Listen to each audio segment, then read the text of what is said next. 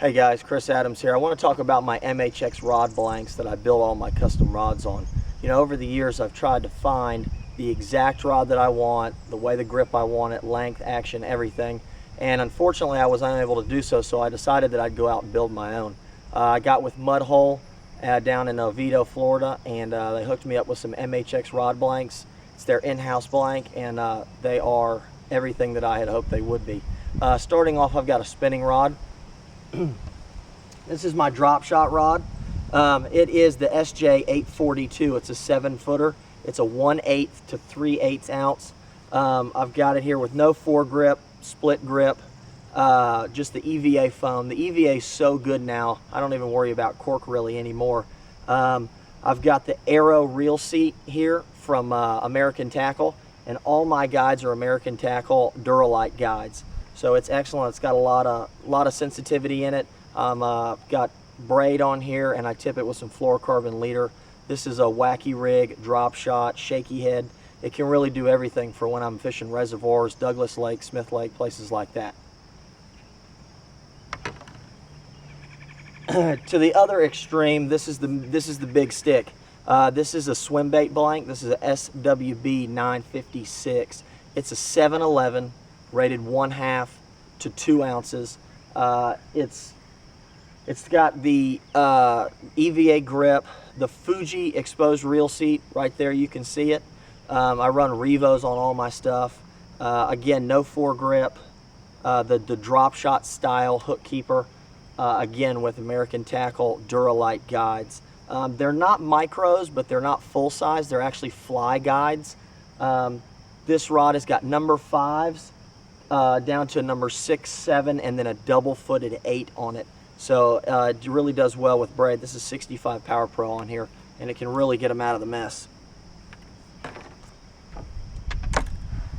Next, this is what I use for all of my worming. Everything from Carolina rig, which is what it's on now. This is the Mag Bass 873. That's 7 feet 3 inches. It's their medium heavy. Again, same Fuji reel seat, Duralite guides. When I set out, I wanted to make a group of rods that all felt the same. So when I pick up this rod or I pick up the next rod, it's all going to feel the same to me with just a little bit different action, and I can just keep on. I don't have to keep readjusting. Well, this rod's this much heavier. This one's got cork. This one's got a different grip. This has got a full grip. I was able to just go through and put everything exactly the way I wanted it on all the rods.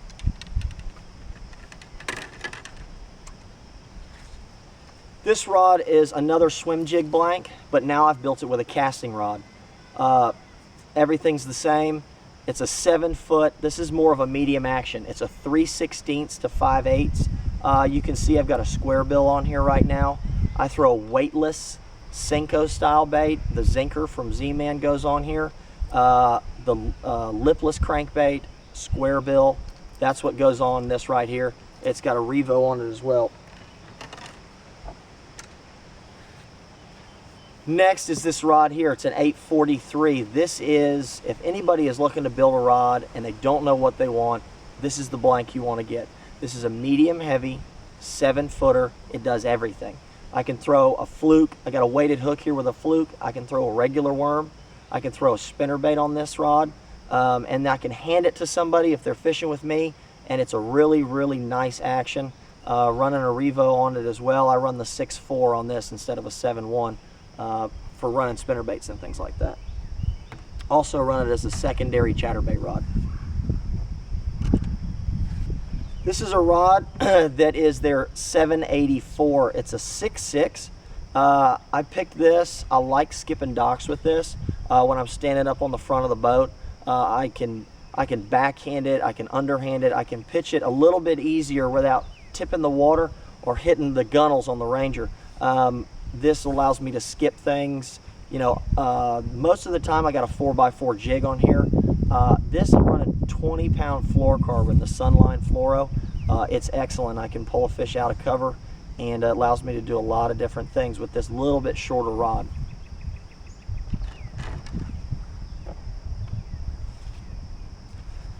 Here's an 844. This is a 7-footer. but this is being an 844. It's got a 4 power instead of a 3 power. This is the chatterbait rod.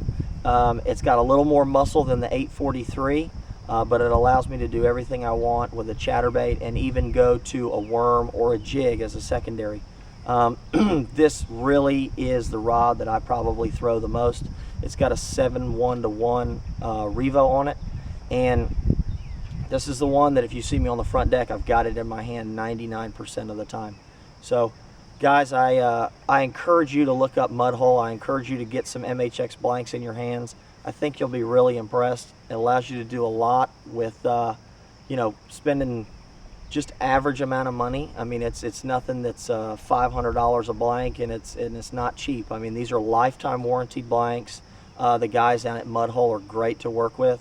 Bob or Gary down there, man, they do a great job. So anyway, check them out. You can build anything you want, and if you've ever got a question, give those guys a call or look me up on Facebook. I'll build your rod, or I'll teach you how, or answer any questions I can. Thanks again, guys.